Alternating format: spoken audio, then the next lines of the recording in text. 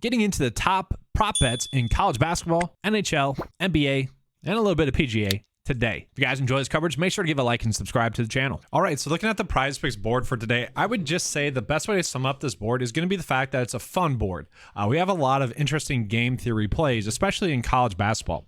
And looking at it, we are getting, some solid college basketball props, a couple of good NBA props, one good NHL prop as I'm recording this, and then there is some PGA props out there as well. So a lot to get into. Let's go ahead and break it down. I'm going to start out with college basketball. So just starting out with the best odd bets that we get, we got Anthony Black over 4.5 rebounds, set at minus 141.5. And then we have Rice over 3.5 rebounds. Okay, those are the best ones that we're getting on paper. And I do just want to start with the Anthony Black rebound. So looking at it, we can see this is what we like to see, guys. When they're not getting the over, they're getting it under it by 1, right? And then another reason why I like this is the fact that on the season, he averages 5.1 rebounds. Now, what do we have to worry about? We have to worry about the fact that he's currently questionable. Okay, he was a full participant in Wednesday's practice, but apparently was moving around gingerly. And so I like this in both ways. One, we could use this to say, okay, is he going to be healthy to play? Will he be able to get that extra rebound that we need? Sure. I like that thought process, but we could also go the other way with it. If he's going to struggle, then that means we can roll with some of the other Arkansas guards on the slate. And so if we're going to do that, we'd bet the under for points, rebounds, and assists for Anthony Black. Okay, we can see he has kind of been struggling shooting the basketball. And so with that, I think we could do Devontae Davis over points, rebounds, and assists. We can see he's been over it 3 out of the last 4 games. And he is someone that has been gaining a lot of run, really. I would say if he didn't get into foul trouble last game, I would assume that he would have gotten more run. And that maybe that's the theme, is that he's been getting into foul trouble a little bit more frequently in March Madness. Because we see the games prior that were also close. 37, 40. We look at this game against Kentucky, 5 fouls, 39, 39. So really this just seems like it's going to be, can he stay out of foul trouble? And if he does stay out of foul trouble, he should be able to get there, especially if Black is going to be struggling again because he's injured. And so I think those two correlate pretty well. And then we also have Ricky Council that is popping up as a pretty good prop as well. Earlier on this week, this prop was made available, and we could see that the sportsbooks had a lack of continuity between them. They didn't really know how to properly prop his projections for this game. Now they have kind of come around. They kind of have it figured out at 21.5 as kind of a push. But if Black is going to struggle again, this could also be a good prop that we're looking at. He is someone that also has been getting heavy minutes, and he is someone that we really don't have to worry about getting into foul trouble with. Okay, so 40, 39, that's huge. If the game stays close, I kind of think these guards are just going to get heavy minutes. They might not even leave the court. And that's kind of been true for him, at the tail end of the season. And so to me, it does correlate well. We're getting 2 guards that one should get heavy minutes. And if the other guard, Anthony Black, is going to be struggling in this game, then yeah, I would say the other 2 would have to step up. So to me, those 2 correlate pretty heavily. And now I also want to pull up the UCLA Bruins. Okay, rocking the UCLA shirt. I'm pulling for them. In my best bracket currently, I have them going and winning the championship. That could be something that ends tonight. And because of the reason why is because David Singleton, currently questionable. Okay, we saw him roll his ankle at the end of the game, last game. Okay, currently questionable, kind of a game time decision. If he sits, Dylan Andrews would probably be the one that gets the most minutes, but are we going to see kind of his production get spread amongst the other guards on UCLA? That's the biggest question that we have. And I would say, yeah, I mean, it's not that much. It's, let's say around 6 shot attempts and a couple rebounds and a couple assists, not too much. But that could lead to maybe someone like Tyger Campbell possibly getting another assist or another bucket.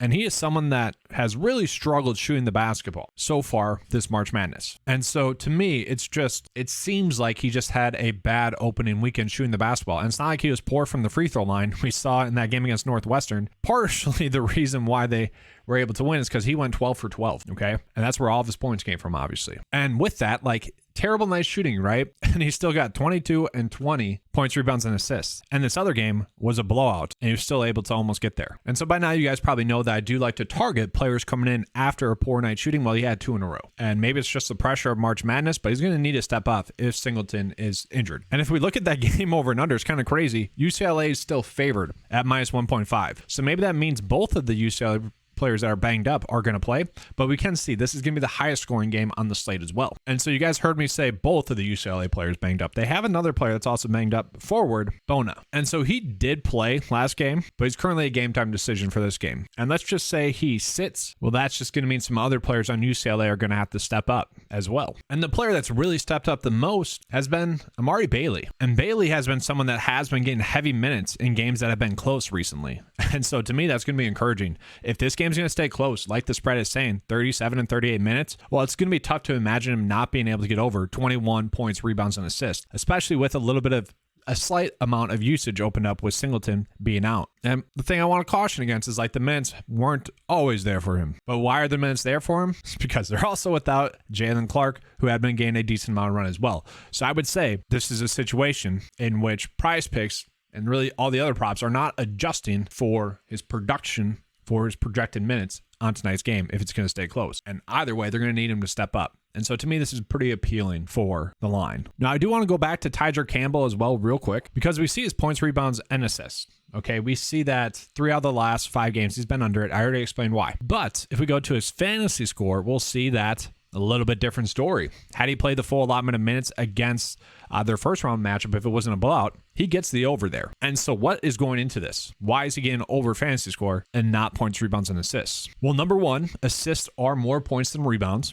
Okay. And then number 2, steals are 3 points and turnovers are -1.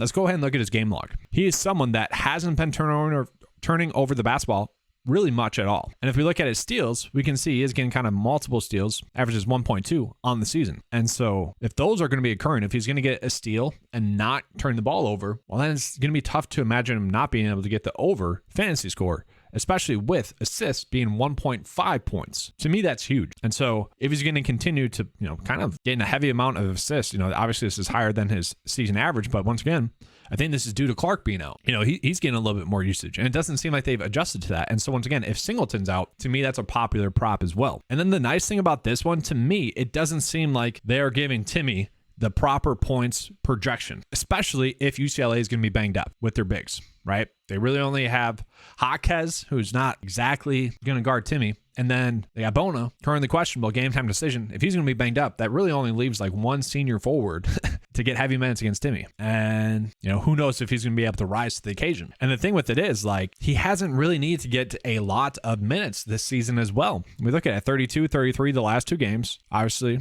College basketball, March Madness minutes, right? 34. And if we just go back to like games in which he's needed to get a lot of minutes, like really over 30 minutes, 37, 36, he has been close, if not just smashing the over points, okay? For the most part. Obviously, it's not foolproof, but for the most part has been able to do so. And so if he's going to get a softer matchup, to me, that's an appealing one. I would say that's much more of a game stack. Obviously, if the game's going to be higher scoring, I expect him to be able to get closer to his average points scored. And to me, it's kind of strange that, he averages 21.1, but the prop is only set at 19.5. And this is the highest over and under game of, second for the whole second round or third round, Sweet 16, but highest on the night. And so to me, there is a stackability there. Then I do want to call out some other ones that we are getting there as well in college basketball. So if we look at it, the Amari Bailey line, some of the sportsbooks are saying it should be over, slightly favored at -120, but at 21.5. So we're getting a half of a point, assist, or rebound edge there. That to me is huge. Not only does he look appealing on paper, but we also are seeing that he should be able to get the over. Now, Bona, if he is in, they are saying that,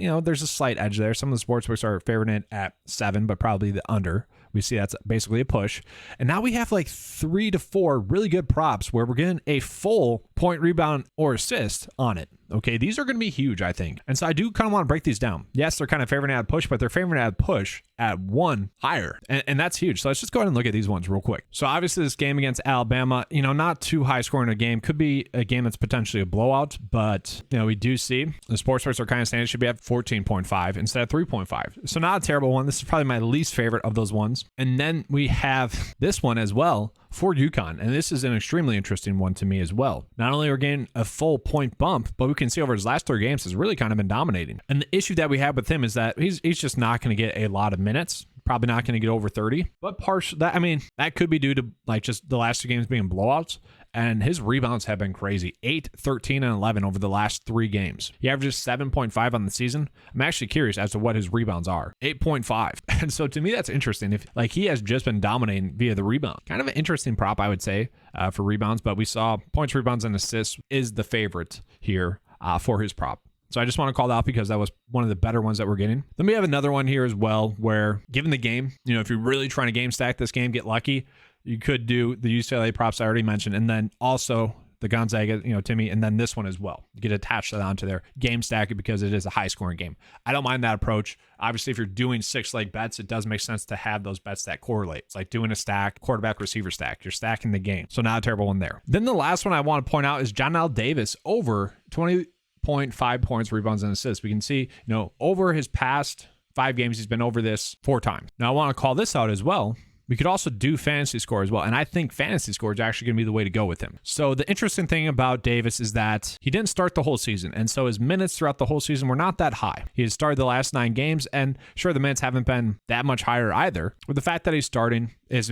intriguing to me. And so if we look at him as well, he is someone that has been getting multiple steals. Okay, averages 1.6 on the season, but has gotten 5, 4, 4, 3. I mean, he has had a bunch of games in which he's gotten multiple steals. And so sure, you could potentially just do blocks and steals for the over, but we can see it's at 2.5. So let's just assume this number is right. Then he should be able to get the over fantasy score here as well if he's going to get multiple of these. So it's also one that was popping up. So now if we go ahead and look at the NHL props here, we have literally one that's kind of standing out. Ryan Hartman over 2.5 shots on goal. We can see on average, we're getting a minus 139.6 to get over that. And so we can see Ben very hit or miss recently. It's really going to be up to you guys if you want to attack this one or not. We do see Brett Burns popping up there, minus 131, but not enough to attack it. We can see the under odds are, almost the same as the Hartman one though. So, okay. And then just calling this out again, like PrizePicks has been extremely tight in terms of like, they're just pushing every prop right now recently for NHL. So I do just want to point out these PGA props. Some of these probably will be done before or started before most of you guys get here. So I'm just going to do these afternoon ones. To me, it seems kind of crazy that we're getting a lot of holes won. Like these are a lot of holes to win in general on the day. And so like to me, this matchup on paper, Brian Harman versus Nick Taylor is going to be a very tight one. I don't see Brian Harman winning 5 holes. Okay. I actually think Nick Taylor has a slight edge there. Now this is one in which we would probably think Scotty Scheffler should be able to win, but 5.5 holes won is a lot. Is a ton. Think about it, there's 18 holes that they play. So for Scotty Scheffler to hit the over, he has to win 6 of those, a third of those. To me, that's kind of crazy. Do I expect him to win that matchup? Yes, but by that much, no. Now, Tyrrell Hatton is also interesting as well. He was someone that was banged up yesterday. He hurt his wrist, apparently. I don't know if he slept on it weird or whatnot, but something seemed off. And so will he win 4.5 holes? I could actually see it being the other way around if he's actually injured. So that's just an interesting one I want to call out as well. The rest of them, we could do. And then there actually are 2 tournaments going on. Ooh, they bumped a lot of these down. Okay, never mind. Okay, great. I was going to say, like, birdies are better. This was a little bit too high given how the course is playing. So if you want to bet under 4 for Ben Martin, I'm fine with that. The chances are it's just going to be 3.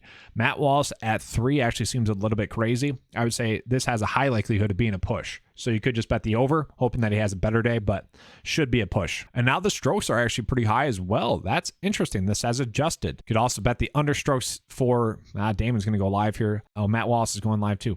Darn, I was going to say, could bet those. But now let's get into what a lot of you guys came in here for. Let's get into the NBA props. So to me, the last game or the last time we had the Magic on the slate with Jalen Suggs out, they all seemed a little bit too low. And the one I kept ending up on the most was Wagner. Okay, and I would still say today that's going to be the approach as well. I guess before I say that, I want to see the game over and under here. Okay, not projected to be a blowout. That's good. And so if we go into the game log as well, it's going to be part of the reason why I like this one. We can see the minutes have been up for the Magic recently. Throughout the whole season, the biggest worry that we had with the Magic was literally the minutes. As long as the minutes are going to continue to be there, and obviously that's why I was checking to see the game line to see if it was going to be a close game. Like Wagner, it seems too cheap if he's going to be playing 39, 37 minutes. And we can see with those minutes being there, he has been crushing. So this is one I think we can go in on. And I kind of said this last game. It feels like, and it's kind of obvious, but like with him playing this many minutes, it does seem like 2 out of the 4 that we'd naturally be targeting, Banchero, Wagner, Fultz, and Carter, are going to be the way to go. Now, Carter gets a little bit more difficult to match up in terms of production,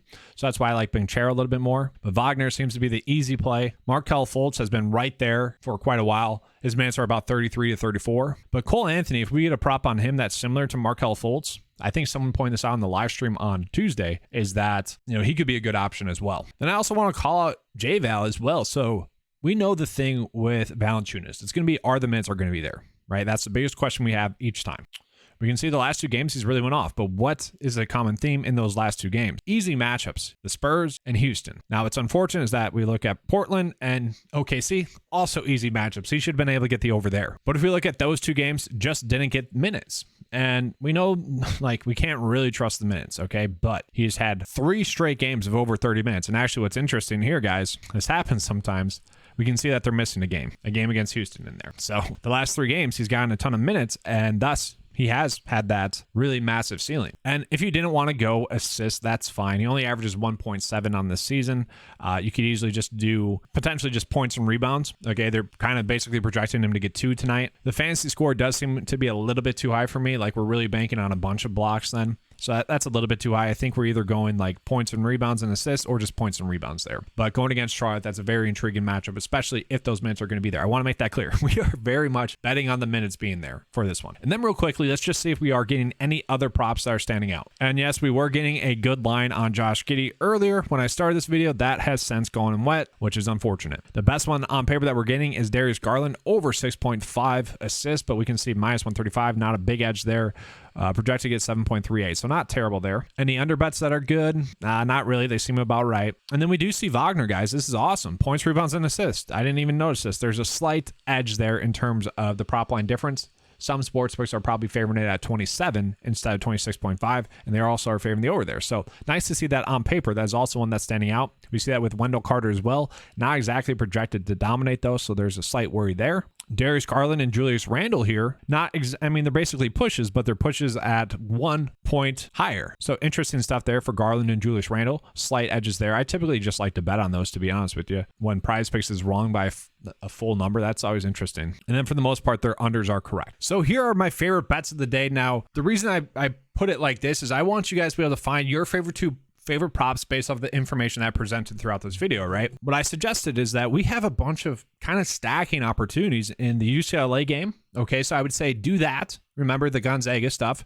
And we also had that for Arkansas as well. If these 2 players are going to get over, it's going to be tough to imagine Anthony Black getting over. So we bet less than in a stack there as well. So I would suggest that, but I always want to call it my favorite props on the day. And as long as we're, hitting 3 out of 5 like yesterday, 4 out of 6, sometimes 5 out of 6. As long as we're over that 50% mark on the day, should be able to yield good results for everyone, kind of taking those in. And that's my goal. But these are my favorite ones on the day. Just recapping, Wagner, if he's going to be getting, over 36 minutes, especially with Jalen Suggs out, that's huge. I didn't even really touch on this. Like, his per 36 numbers with Suggs off the court is 20.2 points. So already should be there. 4.4 rebounds and 4.1 assists. So in theory, that line should be set at like 28. Okay, and that's not a game that I'm too worried about. J-Val against Charlotte, just a great matchup. And then Tyger Campbell, going to be tough to imagine him having another poor night shooting. If Singleton is out or even hindered, the usage is going to go up for him. And they already are without Clark. And so to me, these lines already seem too low. And we do see that with Bailey as well. The sportsbooks are bumping this up to 22. So a good line there. And then with Council and Davis, I'm really just banking on those heavy minutes being there, 39 to 40 minutes. If they're getting that's appealing to me. But that's all for this video. Hopefully you guys enjoyed it. If you did, you know what to do. Give that like and subscribe. That does help me be able to continue to pump out more content for you guys. All right, let's have a good sight. And as always, let's keep cashing.